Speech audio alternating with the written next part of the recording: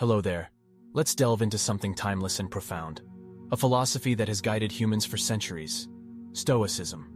You see, life can be a tempest, stormy and unpredictable, sometimes cruel and harsh. Yet, you and I are on this journey together, aiming for that serene harbor called peace of mind. Do you sometimes feel life is spinning out of control? Do you find yourself wanting to scream, cry, or run away? That's okay. It's okay to feel overwhelmed, and it's okay to struggle. But what if I told you that within you, right now, lies the power to remain calm, unshaken even amidst chaos? That, my friend, is the essence of Stoicism.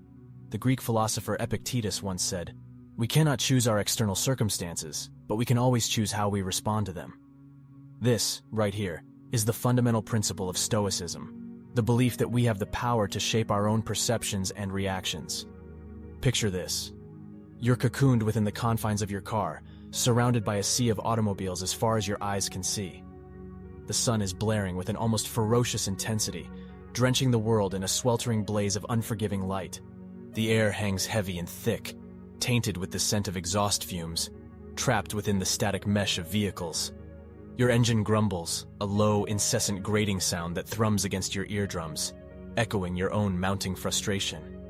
Sweat trickles down your forehead, and you can feel your patience evaporating, seeping out of you as the minutes, then hours pass. This was not part of your plan. You had places to be, things to do, a schedule meticulously planned, and now it lies in shambles. Your first instinct, quite understandably, is to react. A simmering pot of irritation, ready to bubble over into an outburst of honks, sharp words, and gestures, the universal language of disgruntled drivers everywhere. But let's pause for a moment. Let's let the world stop, just for a second. The honking horns, the ticking clock, the grumbling engine, they all fade into a blurry background as you zoom in on one fundamental realization. The traffic is external, beyond your realm of control. You can no more command the cars to part than you can order the sun to stop shining. The traffic exists, and it remains entirely oblivious to your irritation, your plans, and your urgency. But your reaction? Now that's something entirely different. That's within you, emanating from you, controlled by you. You can choose to succumb to the brewing tempest of irritation and rage against the traffic, fume and fuss, and ruin your peace of mind.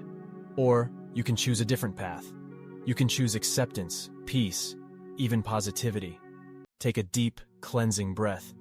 Feel your lungs fill with air, and with it, tranquility. Exhale, and with it, let go of your frustration, your impatience, your need to control the uncontrollable. Turn this seemingly frustrating moment into an opportunity. Perhaps you could plug in your earphones and escape into the riveting world of an audiobook, or maybe let the soulful strains of your favorite music wash over you. Look around. Truly look around. The world outside your window is teeming with life. Observe the sky, the buildings rushing past, the faces within the other cars, each a story in their own right. Transform this time from a frustrating interlude into a moment of mindfulness, a small oasis of calm amidst the chaos of life. This choice, this power of perception, this ability to transform an experience from negative to positive, is yours. The world outside will continue its dance, unpredictable and often chaotic. But within you, you hold the power to shape your world, your reality. That, my friend, is the true essence of Stoicism. Another exquisite facet of Stoicism is the practice of negative visualization. Picture, if you will, the worst-case scenarios. Let your mind wander to the precipice of your deepest fears and paint the most dreadful outcomes. The loss of your job, a devastating illness, the end of a relationship.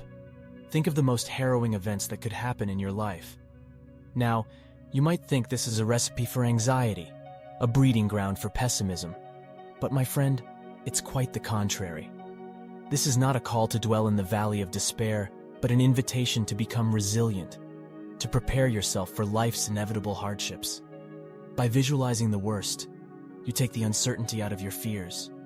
You face them, understand them, and in the process, you rob them of their power. When you've traversed the valley of your fears, the actual problems of life seem smaller, more manageable. This practice also helps you to value what you have, to appreciate the beauty of your present, the people and things that make your life worthwhile. By contemplating their loss, you cultivate gratitude and learn not to take them for granted. We often worry about things we can't control: the future, the past, other people's actions, global events, even the weather. Our minds become cluttered with these concerns, draining our energy and clouding our judgment. But Stoicism teaches us to distinguish between what's in our control and what isn't, and to channel our energy and focus only on the former.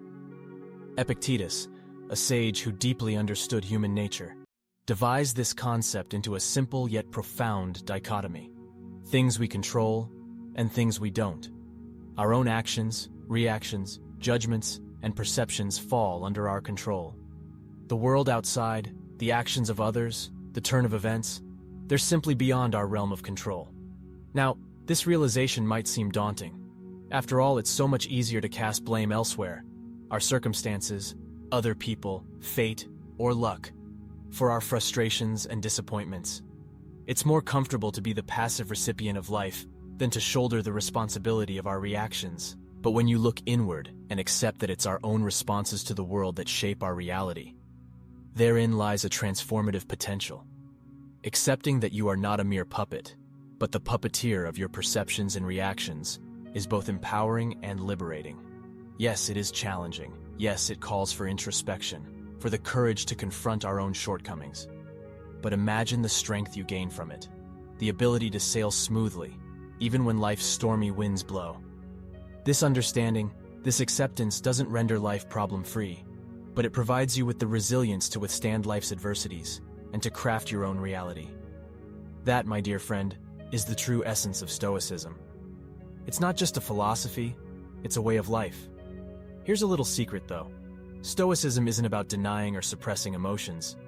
It isn't about plastering a smile on your face when your heart is heavy or acting stoic in the face of profound grief. Instead, it's about understanding your emotions, about dissecting them, peeling back their layers, and recognizing their true nature: ephemeral, fleeting, and ultimately, within our control. You see, emotions in themselves are neither good nor bad, neither saintly nor sinful. They simply exist, like the changing hues of the sky at dusk, the ebb and flow of tides, the rhythm of seasons, a natural part of our human experience. It's our judgments of these emotions, our reactions to them, that can take on shades of positivity or negativity. Imagine anger brewing within you, like a tempest gathering force, or anxiety, weaving its tendrils around your thoughts, or despair, seeping into your spirit like a dense fog. These emotions can feel all-consuming, overpowering, even defining. But remember this: you are not your emotions. You are the observer, the perceiver of these emotions. The power of Stoicism lies in this awareness. You can choose to be swept away by these stormy waves, to let them dictate your thoughts, words, and actions. Or you can choose to observe them, to understand their roots, their triggers, their transients, and then respond. Not impulsively, but calmly, rationally, effectively. Feel the anger, but don't let it cloud your judgment. Acknowledge the anxiety, but don't let it paralyze you. Experience the despair, but don't let it define you.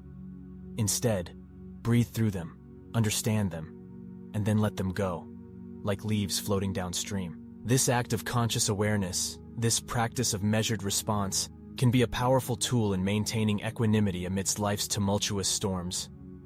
So the next time you find yourself in the grip of a potent emotion, remember this Stoic secret. Pause, breathe, and observe the emotion. Understand it, respect its presence, but don't give it the reins of your life. Choose not to be the emotion, but the master of it. And that, my friend, is the beauty and power of Stoicism in managing emotions. You see, Stoicism isn't about resignation or indifference. It's not about becoming an unfeeling statue. It's about attaining a state of tranquility and wisdom, where you remain steady and unfazed, not because you don't feel, but because you understand, accept, and know how to navigate your feelings. Now let's talk about life's adversities, the setbacks, disappointments, and losses that knock the wind out of us. Stoicism offers a potent antidote, amor fati, a love of fate. It's about embracing whatever life throws at us, not with resignation, but with enthusiasm. It's about seeing every challenge, every hardship as an opportunity for growth and learning. It's about finding the silver lining in the darkest clouds, not out of naive optimism, but out of a robust, unshakable belief in your own resilience. You might wonder, how can I possibly love my fate when I'm suffering? That's a valid question. Amor fati doesn't ask you to deny or suppress your pain. It simply asks you to shift your perspective, to see that within every adversity, there's potential for a deeper understanding of life and yourself. It's a call to endure, persevere, and emerge stronger, wiser, and more empathetic. Stoicism is like a lighthouse. It doesn't change the storm, doesn't halt the waves or calm the winds, but it shows us the way, guiding us through the turmoil with wisdom, acceptance, and tranquility. So remember this: when life feels like a raging sea, when the winds of change howl, and the waves of adversity crash over you, you have the power to keep calm. You have the power to choose your response, to embrace your fate, to temper your expectations, and to understand your emotions. You have the power to be the calm within the storm. Remember, the goal isn't to control the storm. The goal is to learn how to dance in the rain.